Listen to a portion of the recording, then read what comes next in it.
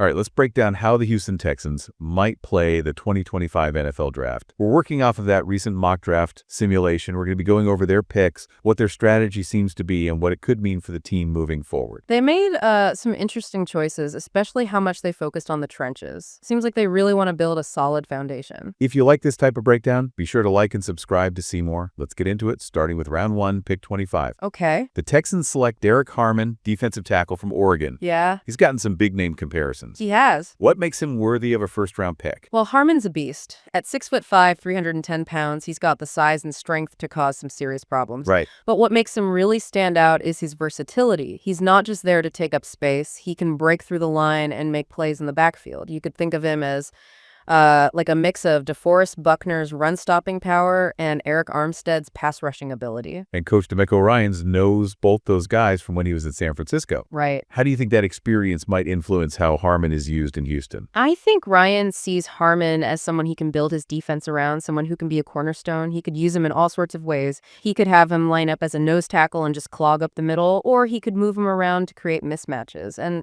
Ryans loves to bring the pressure, and Harmon can definitely do that. That's going to be a tough matchup for opposing offenses. Okay, let's move on to round 2, pick 58. The Texans pick Kyle Kennard, edge rusher from South Carolina. He's really made a name for himself in the FEC. What makes him stand out? Well, Kennard is kind of a rising star. He's got a really unique skill set. He's super explosive off the snap, and he's got this knack for getting into the B gap. That's the space between the guard and the tackle. That can be a nightmare for quarterbacks, especially since they already have Will Anderson Jr. on the other side. So we could be looking at a pretty dominant duo on the defensive line. Could you break down what exactly penetrating the B gap means for those who might not know? It's all about stopping the play before it even starts. If you can get into the backfield through the B gap consistently, you force the quarterback to move, you mess up running lanes, you just generally cause havoc for the offense. Kennard has the speed and the ability to make that happen. Interesting. He kind of reminds me of a young Arden Key, another player Ryan's coached back in San Francisco. And Ryans have known for getting the most out of his players, particularly on defense. This could be a great fit. Okay, round 3, pick 89. The Texans shake things up by taking Tate Ratledge, a guard from Georgia. How does this pick fit into their overall strategy? This is all about protecting their investment in C.J. Stroud. Ratledge is a powerhouse. He's going to open up those holes for the running game,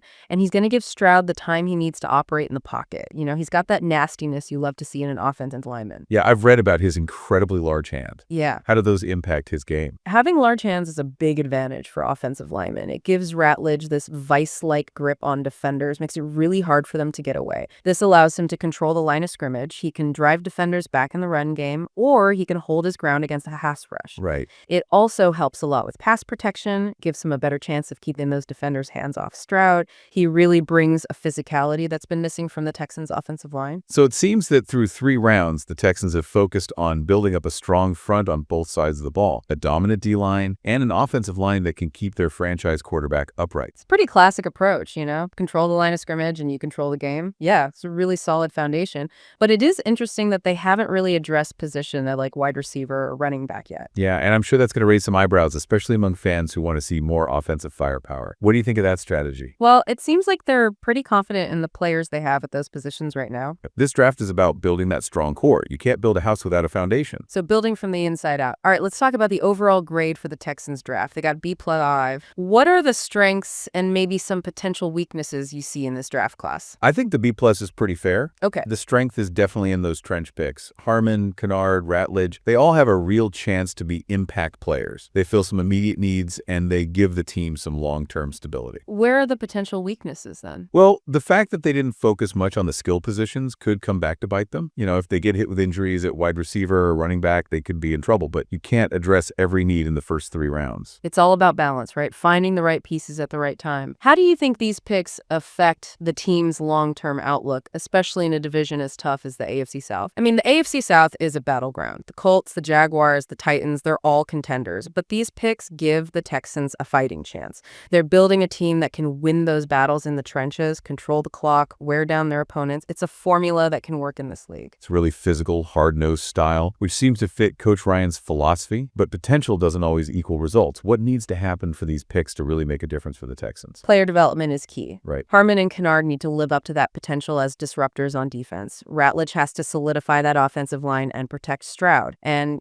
Coach Ryans has to put them in a position to succeed. So it all comes down to coaching and execution. We've seen the blueprint. Now it's about turning that blueprint into a winning structure. Speaking of winning, what do you think the ceiling is for this Texans team with these new additions? Can they make a playoff run in a crowded AFC? I think the playoffs are definitely within reach. They've got a young, talented quarterback in Stroud, a potentially dominant defense, and a renewed focus on the run game. They've got the pieces to make a run, but they're going to need to stay healthy and get contributions from their other players. So it's a team with a lot of potential, but also a lot of questions. Will Harmon and Kennard become that fearsome duo we're imagining? Can Ratledge transform that offensive line? Can Stroud take that next step in his development? These are the questions that are going to determine the Texans' fate. We'll be watching closely to see how it all unfolds. Absolutely. The Texans are definitely a team on the rise, and these draft picks have made their future even more interesting. Before we give our final thoughts, don't forget to like this video and subscribe to the channel for more analysis as we get closer to the draft. Now let's zoom out a little bit. What kind of impact could these draft choices have on a Texans' future? How do they fit into the landscape of the AFC South and the NFL as a whole? The Texans have made it pretty clear that they're committed to building a team that can win in the trenches. Yeah, and it's a philosophy that's worked for a lot of teams in the past. But will it work in today's NFL? I mean, it seems like it's all about these high-powered offenses